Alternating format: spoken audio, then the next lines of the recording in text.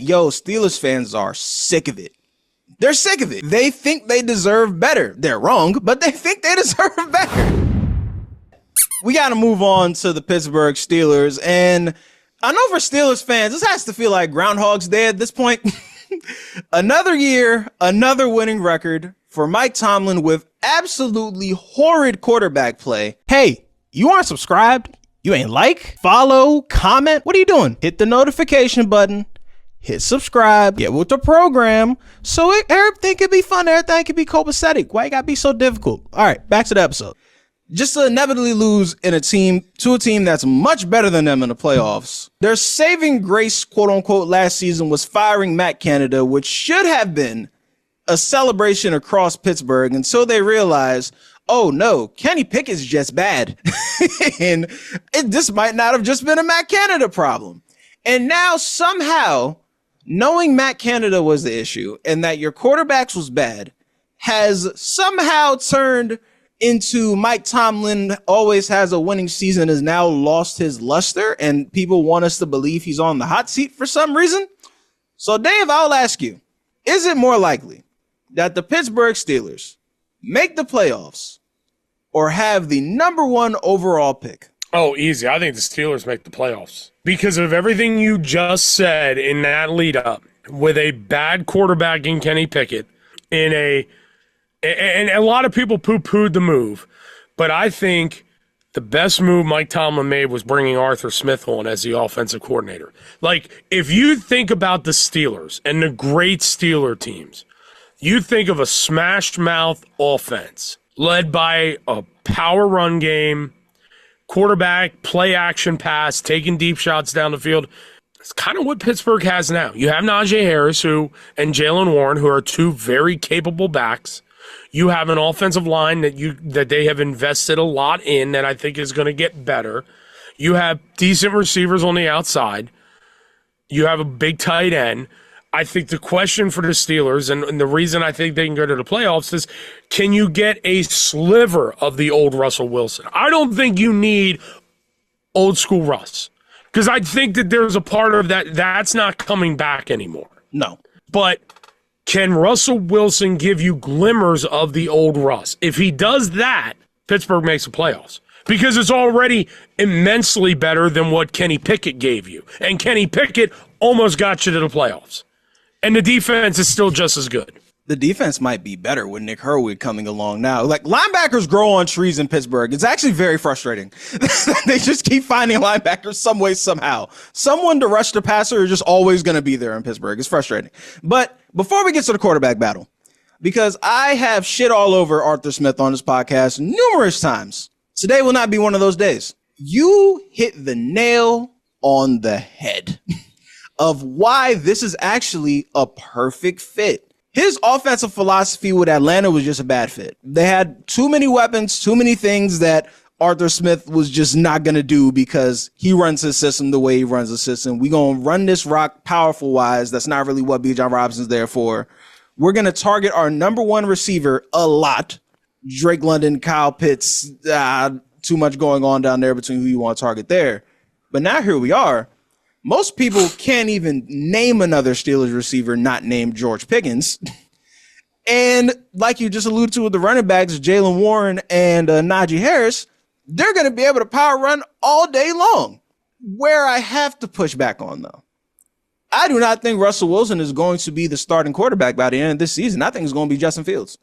I think there's a scenario you can talk me into it. I think the big thing with Justin Fields that I look at, and this, we talked a little bit about it pre-show, that this is going to get into a bigger conversation, and it's a big point of mine that I have had for a couple of years when it comes to these young quarterbacks is unless you have a slam dunk guy, you're going to do more damage than good to a rookie quarterback throwing him to the wolves.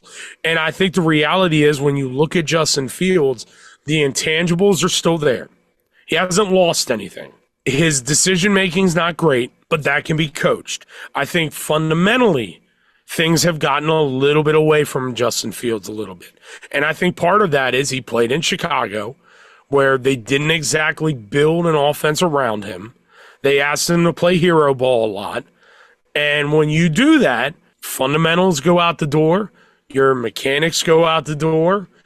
Your decision-making doesn't get as good. I think he needs some time to sort of – the best way I can describe it is like a baseball analogy where, like, you send a guy down to AAA for a little bit from the majors to just be like, hey, you're going to be the guy, but, like, right now you're hitting 100 at the majors. We need you to go down and work on your swing.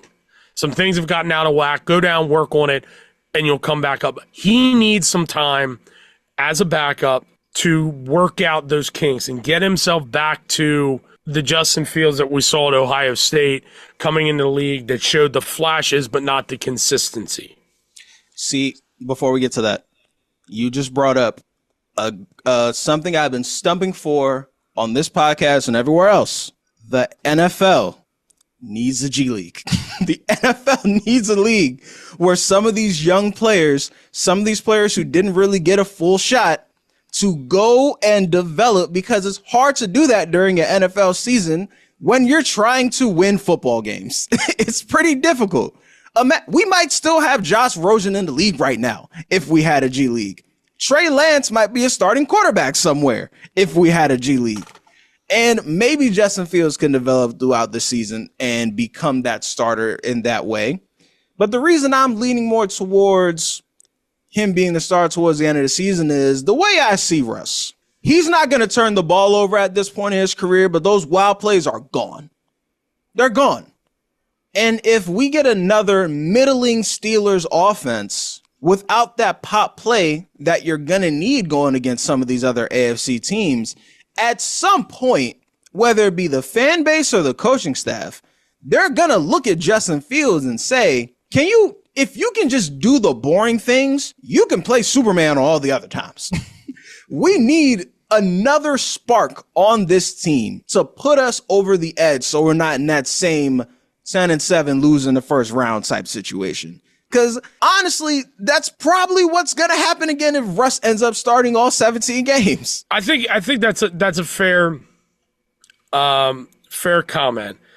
I just think the reality is, if you look at Russell Wilson and say, can you be better than Kenny Pickett at this stage in your career? Then I think Pittsburgh's fine. I really do. Because I think that you go back and you look at the heyday of the Arthur Smith offenses. I mean, it was Ryan Tannehill. And it was just, don't turn the ball over. Can you make 3 or 4 big throws, right? When they put 8 in the box, can you hit the big throw to sort of take those guys out of the box just to keep everybody honest? And we'll win the games 20-17, 21-13. Like, that was the old sort of Tennessee Titans the last couple of years before Arthur Smith got hired. And I think that's what Mike Tomlin wants to play. He wants to play ugly football, and I think your question to Russell Wilson is rein in the hero-ness, make a couple throws for us. That's all we need you to do. But the thing with Russ is he doesn't have a cape anymore. And I think everyone realizes it but him. And if it gets to the point where it's week 6, he keeps trying to make these plays even though they're not there, eventually it's going to be like, okay, if you're not gonna do the mundane things that you're in the game for, we might as well put in the kid who can do the hero things you're trying to do better than you. But this is halfway me joking, halfway not. I wrote this down and I was like, is this one of the saddest QB battles that we've seen the past century? Granted, both of these guys are better than Kenny Pickett, Mason Rudolph, Mitch Trubisky, Duck Hodges, insert piss poor Steelers quarterback that were on the team last year. I have 3 other candidates from the past century, and I want to see if any of these surpass what we're dealing with in Pittsburgh this 2016 to 2017 Denver Broncos. Trevor Siemian versus Paxton Lynch versus Mark Sanchez. 2015 Houston Texans. Brian Hoyer versus Ryan Mallett. 2010 Carolina Panthers.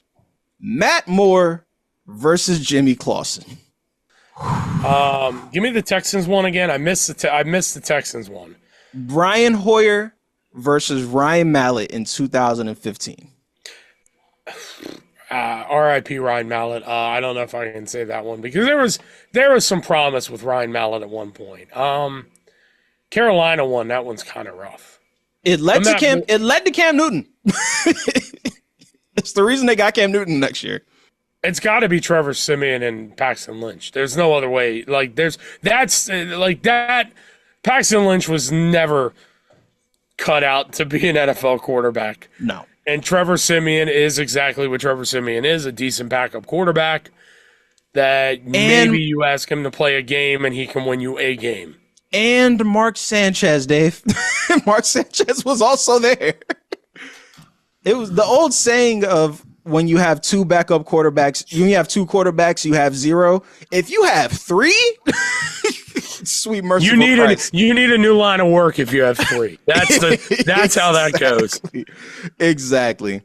I don't have any questions about this Steelers defense because we know what the Steelers defense is, guys. Like we know what we're getting.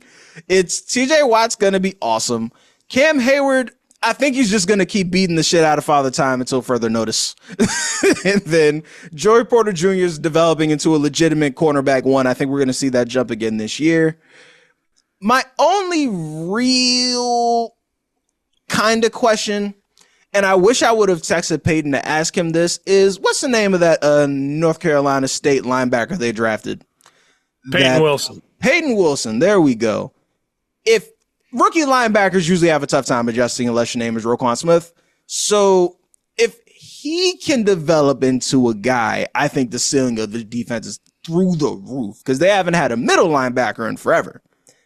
Still don't after signing Patrick Queen, and I will stand on that till the day I die. Oh, come on, man. You don't got to be the bitter Ravens fan. It's fine. Oh, no. Stop. This has nothing to do with being a bitter Raven fan. This has everything to do with when you look at football, you coach football, the fact that they gave that guy every opportunity to be the man in the middle of that defense. And it didn't work so badly. They went out and got the guy you mentioned earlier, Roquan Smith, tells me, hey, you can't expect this guy to be the guy. It's not a knock on Patrick Queen. He's a good Sam or Will linebacker, but if you're signing him to be the Mike linebacker, it's a mistake. He's not built for it. Counterpoint. And Pittsburgh's going to see it. Counterpoint. All right. Patrick Queen is 25. I don't care. I think you gotta let me finish the counterpoint, Dave. You gotta let me finish the counterpoint. Patrick Queen is 25 years old. He had Roquan Smith for the past 2 seasons, so by the time Roquan got there, we're talking about a 23-year-old kid who hasn't really learned the NFL game yet and just went to linebacker university by way of Roquan Smith. Different system, yes, but in terms of identifying communication, blah, blah, blah, blah, blah, blah, blah, got a pretty good lesson on that. So if there was some way, shape, or form of maturity that came from that experience, we are going to see it. And I'm willing to bet on that. I think you're wrong. That's all I'm going to say. I think you're wrong. For the audio listeners, I'm not even going to edit that pause out because if y'all would have saw Dave's face and how unimpressed he was with that whole spiel. Just utterly unimpressed. It's like, no. I've been over here waiting, hoping like I get a message or something on my phone so I can, as I'm listening, love you, buddy. I'm sitting there listening going, God damn, what are you doing right now? You're really trying. You are really trying. I'm proud of you for trying, but it wasn't working. Fine. All right. I tried. Pittsburgh fans, I tried with Roquan. I tried with Patrick Queen. I believe in him, even if Dave doesn't. God damn it, I believe in Roquan and Patrick. All right, it is February 10th, 2025, the Monday after the Super Bowl. The headline on the Pittsburgh Steelers season is what? Mike Tomlin somehow does it again. Just somehow gets it. Like, this team's going to make the playoffs. I firmly believe that. And you're going to sit there and you're going to go, they were an unimpressive team to watch. They play old school football, which in the new age of the NFL, nobody likes. But you're going to sit there and you go, God damn, Mike Tomlin did it again. Will that cost him his job if he doesn't win a playoff game? Because that's the buzz around the NFL media, and it's insiders saying it, so I'm less likely to believe people are just pulling it out of their ass. And it's Steelers fans started to get a little antsy towards the end of last year, too. And before I say my opinion, I'll ask you first. Do you think it cost him his job? No. The only thing that I think would cost him his job is if the idea of Kevin Colbert, of the GM of the Steelers, was Russell Wilson play this year, develop Justin Fields to be the guy. If they don't develop Justin Fields to be the guy, then I could see Mike Tomlin going. If that's what the plan was of bringing Russell Wilson and Justin Fields in, that's the only way I think he doesn't keep his job. I don't think he should lose his job. Neither do I. But that's the only scenario I can come up with. I think if we get another 9-8, 10-7 Mike Tomlin season, and they lose in the first round of playoffs again, I think Mike Tomlin will be looking for a job somewhere else. I think it'll be a huge mistake. I think Pittsburgh's fans are going to regret it immediately when the next season starts and sees, winning 10 games ain't so goddamn easy. But I do think if we get another repeat of that, Steelers fans are sick of it. They're sick of it. They think they deserve better. They're wrong, but they think they deserve better. And I think ultimately it ends up biting him in the butt. Mike Tomlin leaves and might be the coach of the Saints in 2025-2026 season? Question mark? Interesting question mark. I hadn't thought of that.